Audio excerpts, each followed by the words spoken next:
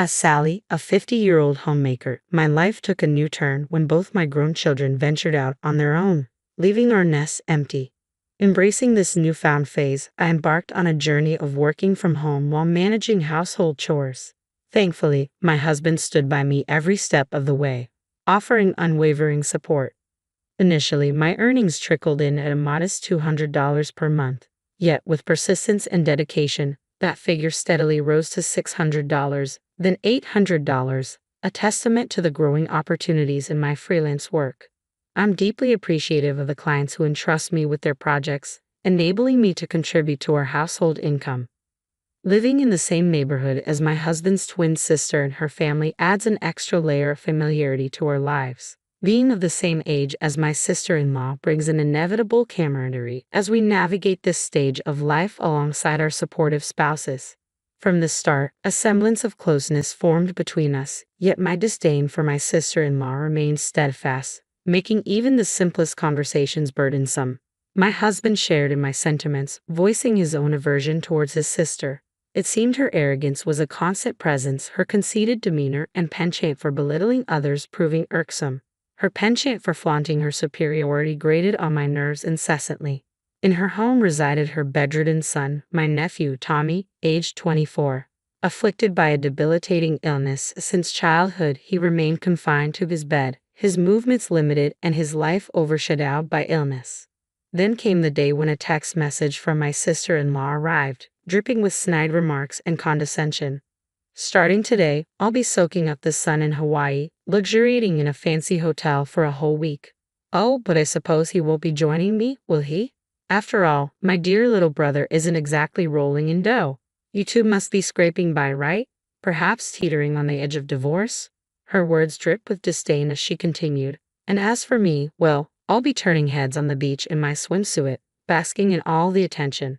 Unlike you, with your frumpy figure. No chance you'd dare to put on a swimsuit with that saggy post-childbirth belly of yours. Little did she know, my physique remained slender and taut, a fact that belied my 50 years of age. Unlike her assumptions, I didn't bear the toll of childbirth on my body. But her audacity was beyond belief. Admittedly, my 2 children had left their mark, my body not quite returning to its pre-pregnancy state. Yet the same could be said for my sister-in-law, whose figure mirrored my own matronly curves. My sister-in-law exudes an unwavering confidence in herself, yet to me, we stand on equal ground. Perhaps if she possessed exceptional beauty and flawless physique, her remarks might hold less sting, but why must I endure such comments from her? Furthermore, I couldn't help but wonder about her plans for Tommy. So, what's the arrangement for Tommy while you're away? Will someone be staying with him or checking in regularly? Ha, no chance. Too much trouble. He'll manage fine at home, won't he? Besides, I've stocked up on drinks and essentials near his bed. That's appalling. How could you even consider such a heartless act? What? I don't need lectures from someone who hasn't faced a fraction of my struggles. My life's been turned upside down because of him. I never should have had a son like him. Fine then, I'll take care of him. I'll go fetch Tommy right away. Do whatever you please. I'll be relieved when he's gone. Just wait, I'll be there soon. With resolve, I made my way to my sister-in-law's home, a mere 5-minute drive away. Tommy, confined to his bed and reliant on a specialized wheelchair, necessitated a vehicle that could accommodate his needs, hence my choice of a station wagon. She's really going to fetch him? Yes, I did it because I pity Tommy. He's seen as nothing but a burden, lounging around with no purpose at his age. Well, you're no different, just a stay-at-home wife, lounging around all day. You two seem made for each other. I work remotely, you know. I'm not just idling away as a housewife. And being a homemaker doesn't equate to laziness, does it? Remote work, huh? That's hardly a real job. My husband and I have full-time careers. You're essentially just a housewife. It's fitting that you spend your life looking after Tommy. Is that so? Come on, Tommy. Okay. Tommy appeared visibly disheartened. It was understandable given the treatment he received from his own mother. Caring for an ill child is undeniably challenging, but it's undeniably cruel to express such sentiments in his presence. If she needed to vent, I wished to choose a place away from Tommy. Regardless of his age, witnessing such exchanges would undoubtedly inflict emotional wounds. After some effort, I managed to bring Tommy to our home. Soon after, my husband arrived. Tommy, why are you here? He asked. Uncle David, I'm sorry. The truth is, your sister was planning to leave Tommy behind while she goes on vacation. So, I offered to bring him here. I apologize for not consulting you first. No, it's fine. My sister must have lost her senses. Abandoning him is despicable. Tommy, you're welcome to stay here from now on. We'll take care of you. Uncle David, that's right. You don't need to worry about anything. I've always admired you. Thank you, Aunt Sally. My disdain for my sister-in-law and her husband knows no bounds. They're despicably malicious. However, Tommy has always been an exception. Despite his illness, he radiates empathy and intelligence. Though he hasn't had much opportunity for formal education, his natural brightness shines through. To me, he embodies the essence of a clever child. I was taken aback when I learned that my sister-in-law and her husband had jetted off to Hawaii, leaving their bedridden son behind. The thought of what they would do if something happened to him while they were away gnawed at me. They wouldn't be able to rush back immediately. My husband shared my disbelief. Can you believe it? My sister and her husband are off to Hawaii, leaving Tommy behind, he remarked incredulously. I can't fathom it. While I've never directly cared for him, leaving him without arranging any care services or support, it's unsettling to think about. If we hadn't received that message, Tommy would have been left alone without us even realizing. It's chilling, I agreed. It's truly distressing. I've never had the responsibility of caring for a seriously ill child. My own parents are still healthy and have always expressed their preference for a senior home should they become incapacitated. Consequently, I've never been in a caregiving role myself. That's why I initially hesitated to criticize my sister-in-law. However, I still struggle to comprehend how she could leave her son with only a drink and simply walk away. Given the severity of his condition, they could receive welfare support and, if necessary, utilize short-term care facilities for extended travel. Upon their return, my sister-in-law and her family made a special trip to our house, bearing a gift. Here, consider it a memento. It suits you both perfectly. What's this? We gathered these seashells during our time at the beach. Since we have an abundance, we thought we'd share some with you. We have no interest in them. Really? Rejecting my gesture of kindness.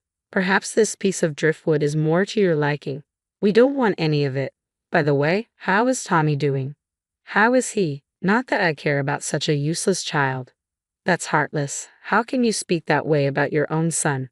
What do you know? It's devastating to have given birth to him only to discover he has a serious illness. I want back every penny I've spent raising him.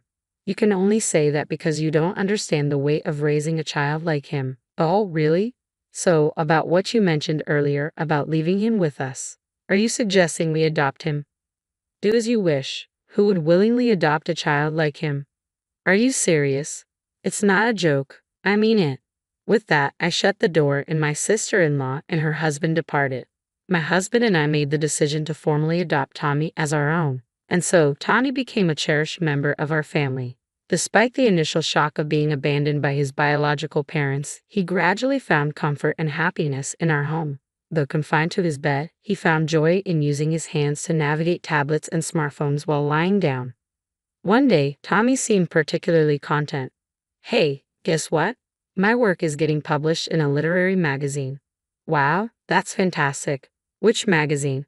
I have been writing novels as a pastime since I'm bedridden. It's pretty much all I can do. It's a bit of an embarrassing hobby, though.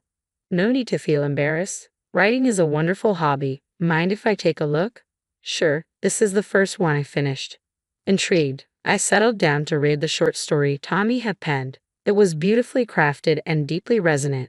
This is incredible. I'm speechless at how good it is. Words can't really capture how I feel. I just tried writing on my tablet, and surprisingly, it was well received. So, I went on to write a medium-length story, and this one too. It got published in the magazine. I had no idea you had such talent. I shared it with my husband, an avid reader, who was equally impressed. This is phenomenal. It has a pure literary essence.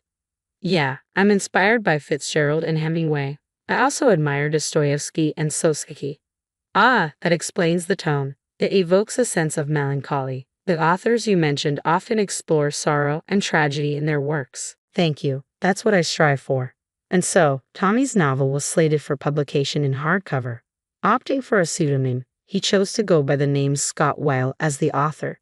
The inspiration behind the name was derived from F. Scott Fitzgerald and Herman Hesse's Beneath the Wheel, with Scott representing Fitzgerald and Weil from Hesse's work. Before long, the book by author Scott Weil became a sensation, flying off the shelves of bookstores at a remarkable pace. Witnessing his books garnering a dedicated section in the local bookstore filled me with immense joy. Then came the astonishing news. Tommy won the Pulitzer Prize. I've won the Pulitzer Prize. That's incredible. Your hard work has truly paid off. Tommy's remarkable talent has been acknowledged by the world. It's a moment of pure joy. Yes, even for someone like me, confined to a bed, recognition as a writer is possible. It's a reminder to never give up on one's dreams. I could certainly learn a thing or two from you. A press conference was organized, though we weren't invited. Tommy couldn't take the stage. His condition required him to remain seated in a specialized wheelchair with his upper body securely strapped. I wheeled him into the venue, noticing his tense demeanor and nervous expression. Eventually, the press conference commenced. I, Scott Weil, am an author confined to my bed. Since childhood, I've battled a severe illness, spending the majority of my days in bedridden solitude. However, amidst the confines of my room, books became my solace. It was then that I resolved to become an author myself, aspiring to offer inspiration to others. I am deeply grateful to all those who have embraced my work, as well as to my adoptive parents who have supported me. Following Tommy's speech, the journalists began their inquiries, some of which proved rather insensitive. They delved into the topic of his adoption. In response, Tommy offered a poignant reply. My biological mother faced immense challenges due to my illness. It's likely that she struggled to cope and may have developed resentment towards me. I can't fault her for it. Voices erupted from the crowd. What appalling parenting. Yet Tommy showed no inclination towards seeking pity. Each person faces their own challenges, so I implore you not to rush to judgment. Please, I ask for your understanding.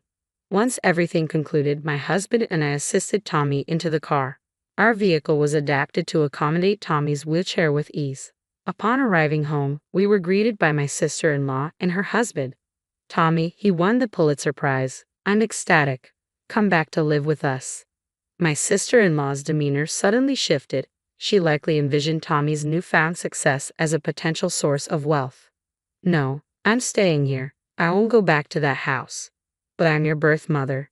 My only parents are Sally and David. Then hand over the prize money. No, this money belongs to my mom and dad, not you. It's for Sally. What? I'm the one who raised you all these years. Give it to me. Not a chance. I don't consider you my parents anymore. Even when I was young, you insulted me. I didn't speak ill of you at the press conference, but you often said hurtful things like you regretted having me, even mentioning abandoning me. Do you have any idea how much that hurt? I'm the one who feels regretful for having a parent like you. You owe me an apology. I've done nothing wrong. How dare you forget the favor of raising you, she exclaimed. Her husband joined in, persistently demanding the money. Their greed left me astounded, wondering just how insatiable they could be. It was disgraceful, a display of sheer vulgarity. Despite boasting about their stable jobs and financial security, their behavior seemed utterly foolish. In response, I decided to confront them. You seem to have quite the obsession with money. I've noticed you selling various items on those online marketplaces, I retorted. You're so eager to turn a profit. Look here, you're selling a collection of seashells, aren't you? And it appears you're also peddling coral. Do you think that's acceptable? Everyone buys seashells to adorn their homes, she countered defensively. No, that's not acceptable. Perhaps collecting a few seashells as souvenirs from a Hawaiian beach could be permissible, but definitely not coral. Even if you argue they're harmless because they're not alive, that doesn't justify taking them. It's not just about that. Both seashells and coral play crucial roles in forming the beach ecosystem. Even if the coral is no longer living, it's still not appropriate to remove them. This is even stated on Hawaii's official website. I suggest you familiarize yourself with Hawaii's fishing regulations. You'll see it's not permissible, and you may even face fines for such actions. What? No, I refuse to accept that. Well, considering you're selling them online, it certainly appears malicious, so I'll be reporting you. We're going inside now. Goodbye. No, please don't. I'm serious. You'll get caught for sure. I won't hesitate, I warned sternly. With that, we promptly retreated into our home. Without delay, we contacted the authorities. While collecting a few seashells might seem harmless, the sheer volume being sold on an online marketplace by my sister-in-law was alarming. It raised suspicions of potential poaching activities. Despite her possibly believing it was permissible to take coral as long as it wasn't alive, ignorance could have serious consequences. Of course, I also reported her on the online marketplace. Although I only became aware of the situation yesterday, I saw it as fitting payback. Since then, my sister-in-law has faced consequences involving the police and paying fines. I hope this serves as a wake-up call for her to recognize the seriousness of her actions and reflect upon them.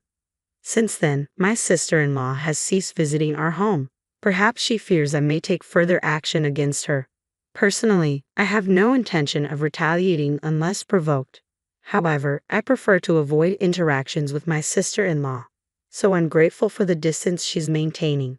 I hope she continues to keep her distance indefinitely. On the contrary, I'm balancing caring for Tommy while working remotely from home. Fortunately, I have assistance from a caregiver, easing the burden of responsibility. While tending to Tommy's needs can be challenging due to his bedridden condition, I find solace in simply being by his side. My priority now is ensuring Tommy can continue writing novels without worry. I dream of his works gaining widespread recognition globally. Even our children have become avid fans of Tommy's novels. With their impending return home, I look forward to cherished moments spent together as a family.